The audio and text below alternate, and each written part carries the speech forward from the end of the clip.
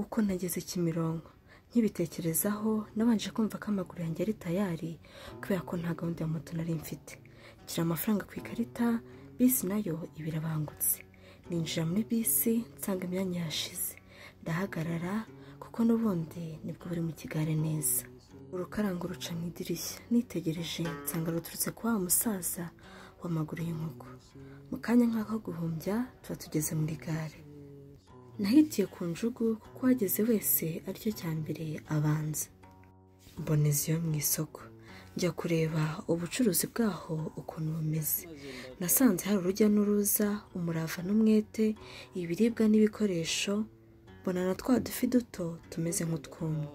Nakomeje gutembera bambwira ko hari na mango. Ndababwira ngo ni mu imyembe ibiri. Bansubiriramo karimango. Babajije bambwira ko hano ari muri Kamayironko. Nakomeje kwitegereza mbona n'imboga zubatse nka etaje. Nibuka ko ibintu birimo hano byose bitondetse neza. Njya kureba ibirayi nabyo nsanga bipanze neza. Nakebutse hirya mu byishimo mbona avoka. Musaba ko yambonye. Arayifata amfonyuriraho gatoya. Arakampereza nanjye nkamirira bunguri. Nahise mfata kuri voka numvira nyerera.